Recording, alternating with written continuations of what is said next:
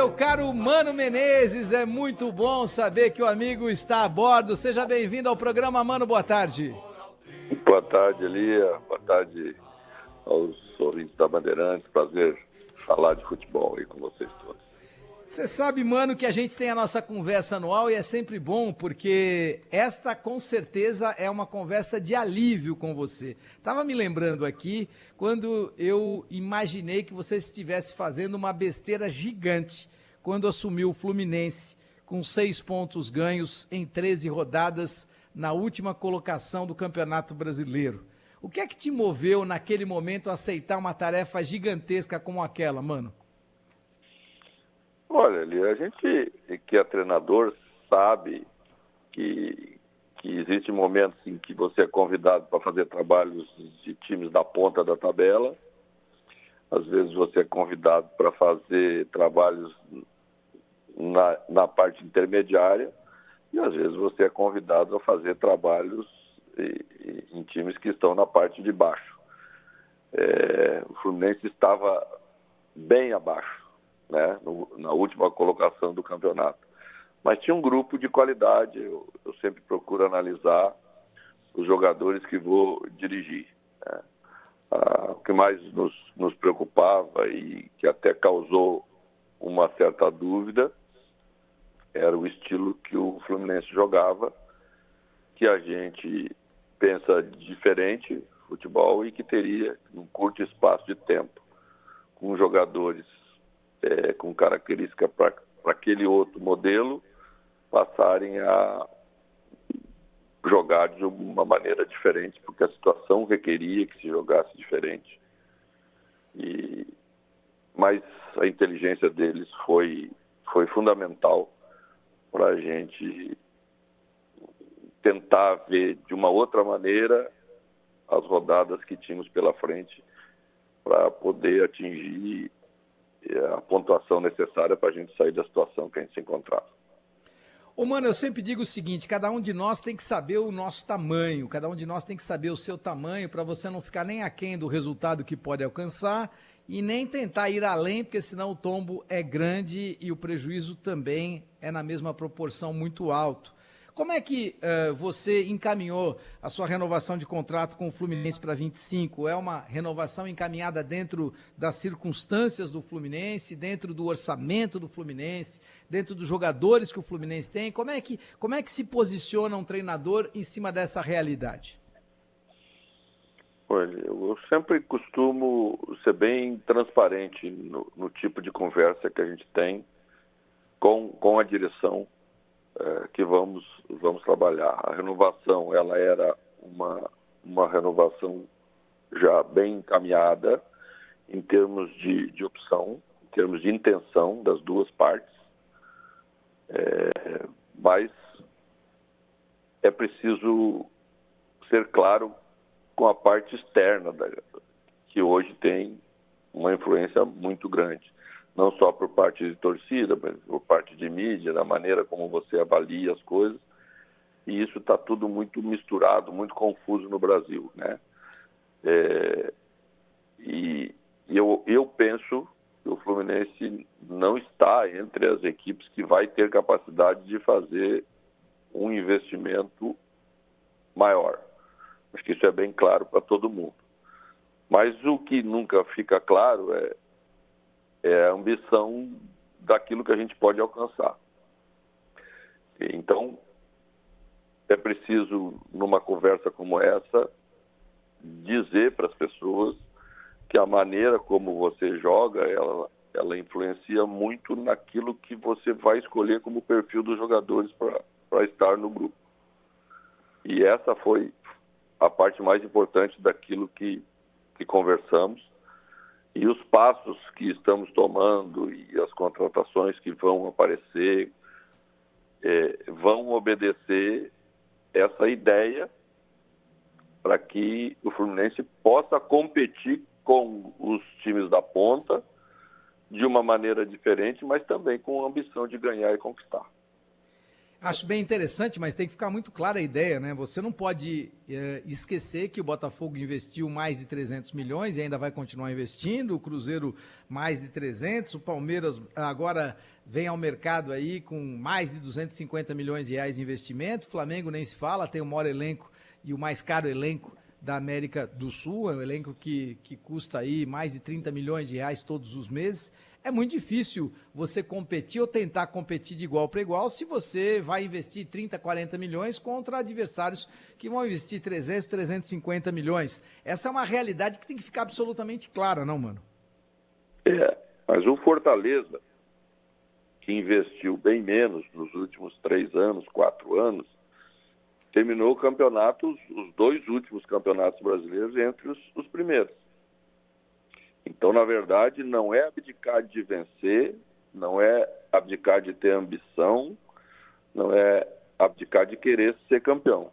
Que eu entendo que o Fluminense nunca pode abdicar pela sua grandeza, pela torcida que tem.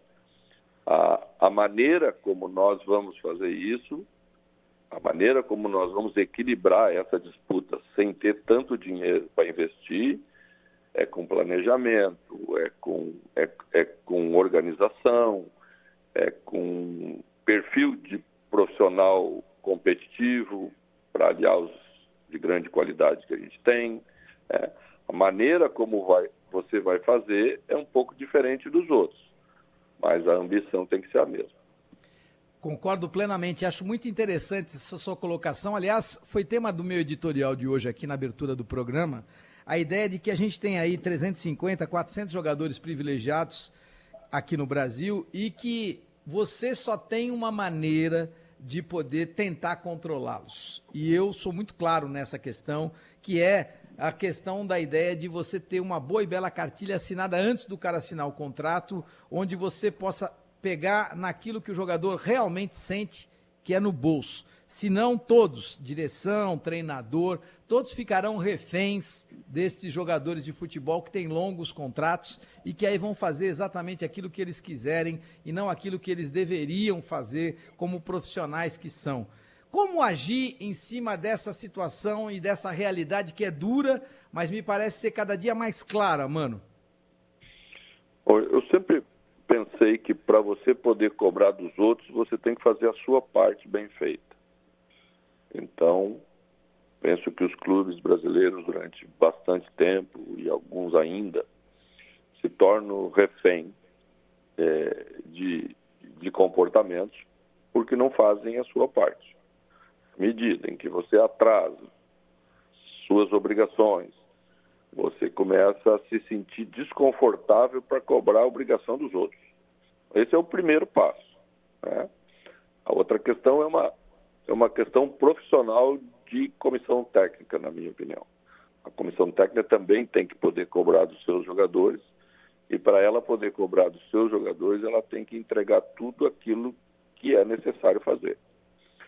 O futebol hoje está muito globalizado, a gente tem o retorno de vários jogadores da Europa, alguns deles não em final de carreira, como acontecia antes, e eles trazem a realidade europeia para o futebol brasileiro, em termos de treinamento, em termos de dia a dia.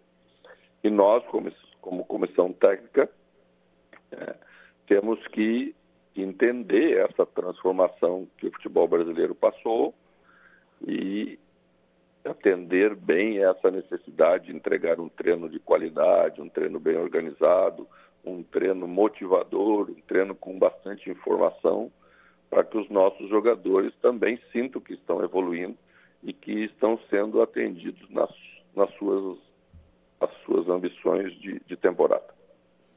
Não, acho interessante essa colocação, porque antes de você cobrar, você tem que entregar, e todos têm que ser profissionais para que você possa também cobrar do jogador profissionalismo. Você tem uma temporada de 2025 que se avizinha aí sem o John Arias, é perder o seu maior talento, mano? Olha, essa questão do John Arias, ela vem se arrastando um pouquinho, né? Se arrastando no sentido de a intenção do jogador, que é justa, de jogar na Europa, né? Quer estar na Europa de primeiro mundo, então as coisas também precisam vir de lá para cá, para que seja interessante para o atleta e também seja interessante para o clube, que fez um investimento bastante grande quando ele ainda era um jogador desconhecido, né?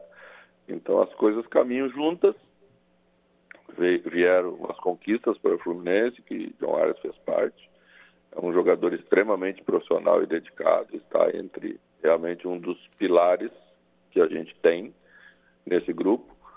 Então vamos ver ainda como as coisas vão andar aí nos próximos dias. É uma perda, sem dúvida nenhuma, considerável. Talvez em termos de talento aí individual, ele e Ganso sejam os dois jogadores mais capazes de fazer algo diferente que a gente tem. Os outros ainda estão evoluindo, os outros ainda têm muito talento. Acho que a gente tem aí uma chegada para o grupo esse ano de dois jogadores bastante talentosos, que é Isaac e Riquelme. Ainda são muito jovens, mas são jogadores que estão aí no nível do Estevão, dos jovens que apareceram ultimamente, aí Hendrick, e a gente precisa dar um suporte para que eles possam já ajudar na temporada de 2025 com esse talento bastante grande que tem.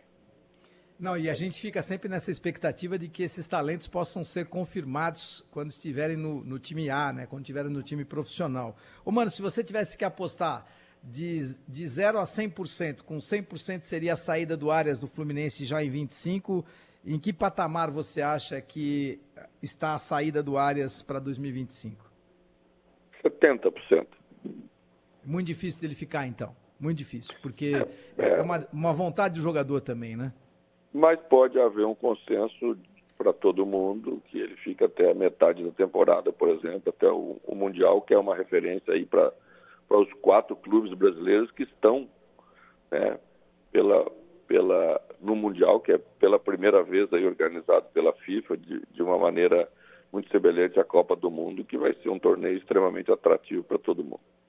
É verdade, e esse é um ponto que talvez fosse interessante até para o Arias pensar de poder sair na próxima janela, que é a janela de julho. Pensando nesse Mundial, mano, um resultadista como você, um cara que sabe como pouco jogar no mata-mata, tem trunfos em relação aos adversários?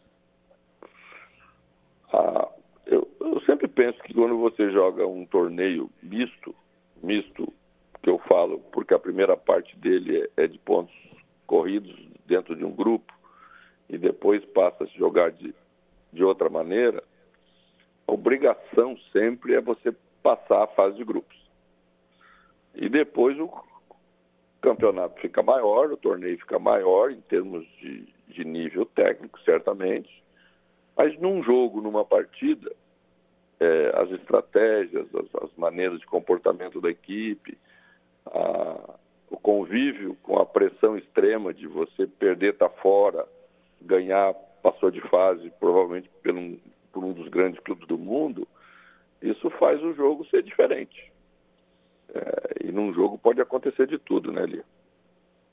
Não, é verdade. No mata-mata, a sua experiência é muito interessante e são só 90 minutos. Aí a situação pode realmente ser interessante, ainda que, obviamente, quando se fala de Real Madrid, Bayern de Munique, quando você fala de gigantes do futebol, como o Manchester City. Aliás, por falar no Manchester City, o Pep Guardiola desaprendeu, mano, nos últimos 12 jogos, 9 derrotas, apenas uma vitória. O time é o 7º colocado na classificação da Premier League, vai mal na Champions. Ele só tem um modelo e, por conta disso, agora vai ser estigmatizado por esse único modelo dele, mano? Esse é um debate interessante, né? Eu sempre pensei na vida que todo treinador tem um modelo preferencial, é óbvio. Tem uma ideia que lhe agrada mais ver sua equipe jogar, mas que muitas vezes a gente é submetido à necessidade de encontrar maneiras diferentes para resolver problemas novos, diferentes para aquela equipe. E quando você não está acostumado a perder, o futebol é muito duro, né? Muito diferente quando a sua equipe não encontra soluções e cabe ao treinador encontrar novos caminhos. Alguns têm mais dificuldades para se desapegar do modelo, e aí encontra mais dificuldades também para achar novas soluções. Por falar nisso, em treinadores que são dinossauros, que foram gigantes e que neste momento estão à margem, é dura a vida, por exemplo, do Filipão e do Tite, que neste momento estão desempregados, ô mano? Eu acho que tanto o Felipão quanto o Tite estão desempregados porque querem. Eles sempre tiveram mercado, ainda vão ter mercado.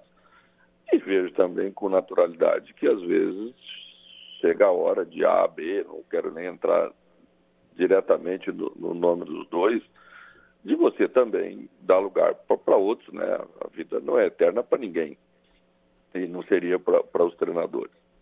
Acho que os treinadores brasileiros sofreram bastante nos últimos anos e vejo pesos diferentes para a conquista de treinadores de fora para os treinadores brasileiros, né?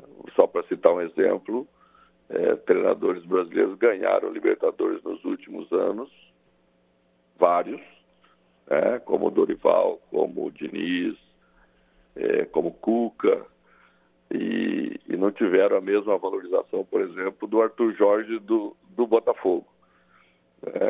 Então, assim, é aquele momento que você tem que passar e provar mais e fazer melhor e não se entregar, e tem a ver com aquilo que eu falei no início da entrevista.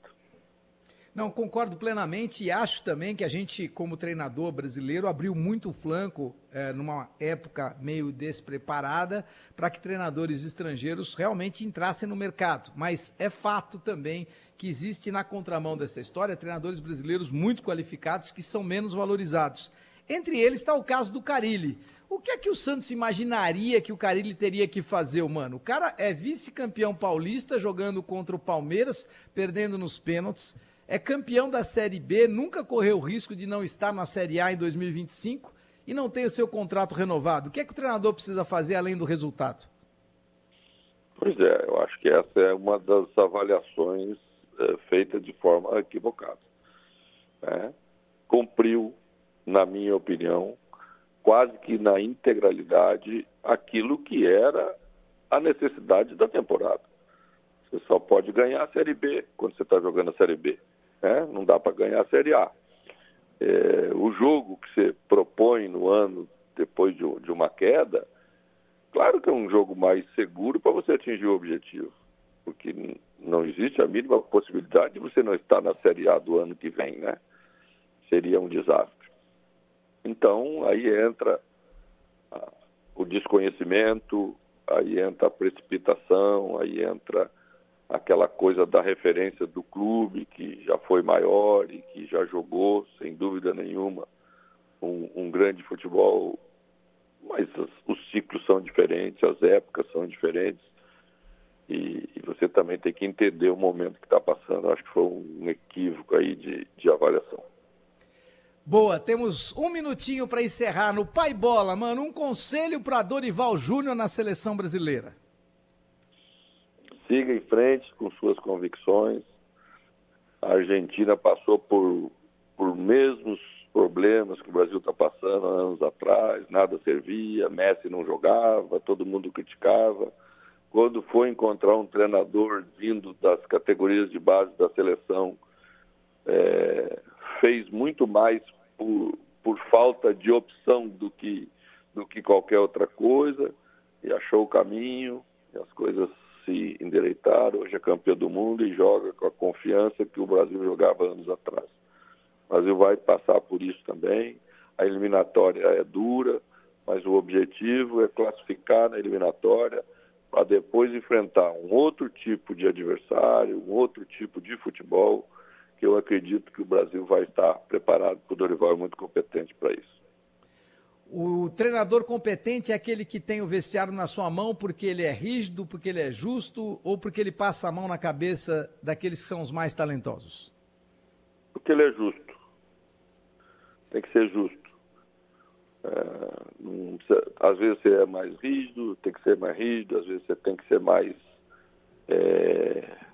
condescendente, não condescendente com indisciplina, não condescendente com qualquer outro tipo de coisa, porque acredito que isso é fundamental para a gente chegar em qualquer lugar, em qualquer segmento, e no futebol também. Mas você tem que ser extremamente justo, porque aí seus jogadores aceitam suas decisões, você nem precisa ser rígido, que as coisas andam bem. Maravilha, é sempre muito bom conversar com o Mano Menezes, que seguirá no Fluminense em 2025, para a alegria de todos nós, porque eu entendo que não exista nada mais importante dentro da competição do que o resultado. Gostemos ou não, o resultado na competição é o senhor da razão, ainda que em alguns momentos ele possa vir até a ser injusto, mas é o resultado. Mano, que você tenha muita paz, muita luz nesse Natal, que a gente possa estar juntos com as nossas boas e belas conversas em 2025. Tudo de bom para você e para a família aí em Porto Alegre. Aproveite bem o descanso e muita luz nesse caminho, viu, mano? Obrigado igualmente a todos vocês, Eli. Um abração. Nossa área.